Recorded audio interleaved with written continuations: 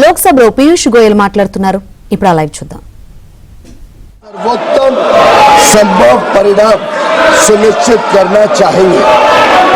इन वार्ताओं के दौरान भारतीय पक्ष अपने संवेदनशील क्षेत्रों विशेषकर कृषि और दुग्ध क्षेत्रों के हितों की रक्षा सुनिश्चित करने में सफल रहा है। अमेरिकी पक्ष के भी कुछ ऐसे क्षेत्र थे जो उनके दृष्टिकोण से संवेदनशील थे। लगभग 1 वर्ष तक चले कई दौर के विचार विमर्श के बाद दोनों वार्ताकार दल द्विपक्षीय व्यापार समझौते के कई क्षेत्रों को अंतिम रूप देने में सफल रहे। 2 फरवरी 2026 को प्रधानमंत्री जी और अमेरिकी राष्ट्रपति डोनाल्ड ट्रंप ने द्विपक्षीय और अंतर्राष्ट्रीय महत्व के कई मुद्दों पर फोन पर चर्चा की। इसके बाद राष्ट्रपति ट्रंप ने अमेरिका को किए जाने वाले भारतीय निर्यात की दर घटाकर 18% करने की घोषणा की।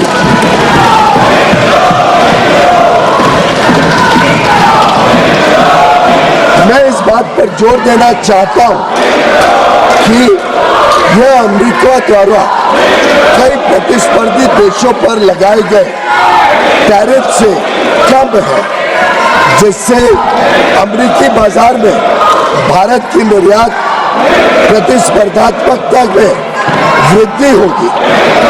यह समझौता भारतीय निर्यातकों को विशेष रूप से श्रम प्रधान क्षेत्रों और विनिर्माण में महत्वपूर्ण तुलनात्मक लाभ भी प्रदान करता है।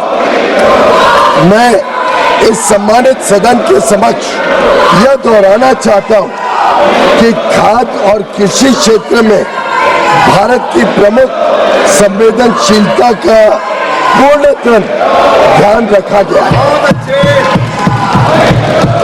साथ ही यह साझेदारी लघु और मध्यम उद्यमी MSMEs उद्यमियों, कुशल श्रमिकों और उद्योग के लिए नए अवसर खोलेगी। उन्नत प्रौद्योगिकियों तक पहुंच का सुगम बनाएगी और भारत के make in India for the world, design in India for the world और innovate in India for the world के दृष्टिकोण को साकार करने में सहायक होगी। यह ऐतिहासिक ढांचागत समझौता भारत अमेरिका संबंधों को मजबूत करने और विकसित भारत 2047 की दिशा में हमारी यात्रा को आगे बढ़ाने की दिशा में एक महत्वपूर्ण कदम है और यह दुनिया के 2 सबसे बड़े लोकतांत्रिक देशों के बीच मजबूत जुड़ाव को भी दर्शाता है, जो स्वाभाविक साझेदार है और साझा समृद्धि के लिए मिलकर काम कर रहे हैं। मैं माननीय सदस्यों को सूचित करना चाहता हूं कि आगे की कार्रवाई के संदर्भ में दोनों पक्ष व्यापार समझौते से संबंधित आवश्यक तकनीकी प्रक्रियाओं को पूरा करने और कागजी कार्रवाई को अंतिम रूप देने के लिए मिलकर काम करेंगे ताकि इसकी पूरी क्षमता का शीघ्रता से लाभ उठाया जा सके। समझौते की विस्तृत रूपरेखा इन प्रक्रियाओं के समापन के पश्चात तुरंत घोषित की जाएगी। माननीय सदस्यों को भारत के ऊर्जा स्रोतों से संबंधित उन मुद्दों की जानकारी होगी जो इस समझौते पर हुई चर्चाओं के दौरान उठाए गए हैं। मैं स्पष्ट करना चाहता हूं, जैसा कि सरकार ने कई बार सार्वजनिक रूप से कहा है कि 140 करोड़ भारतीयों की ऊर्जा आवश्यकताओं की सुरक्षा सुनिश्चित करना सरकार की सर्वोत्तम प्राथमिकता है। वस्तुनिष्ठ बाजार स्थितियों और बदलते अंतर्राष्ट्रीय परिदृश्यों के अनुरूप ऊर्जा स्रोतों में विविधता लाना हमारी इस कार्यनीति का मूल आधार है। भारत की सभी कार्रवाइयां इसी बात को ध्यान में रखकर की जाती है।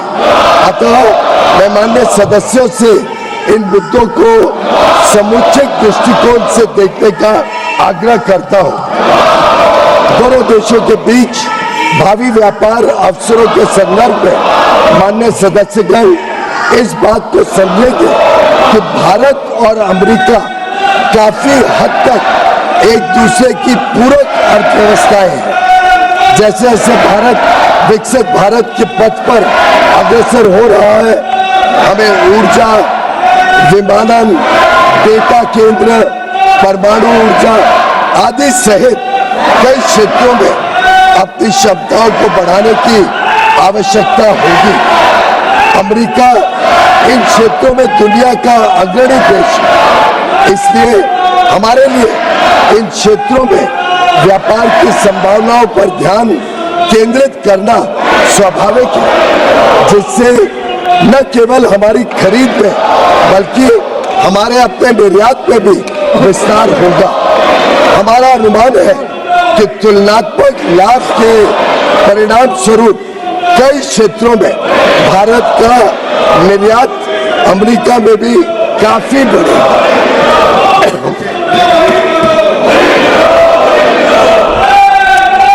विश्व की सबसे बड़ी अर्थव्यवस्था के साथ यह ढांचागत समझौता जो आने वाले वर्षों में वैश्विक विकास और नवाचार को गति प्रदान करेगा, भारत की जनता एवं राष्ट्र के व्यापक हित में है और देश को बहुत लाभ देगा। यह विकसित भारत और आत्मनिर्भर भारत दोनों को सशक्त बनाता है। हम अपने देश के लिए माननीय प्रधानमंत्री जी के इस दृष्टिकोण को साकार करने की दिशा में निरंतर कार्य करते रहेंगे। धन्यवाद महोदय।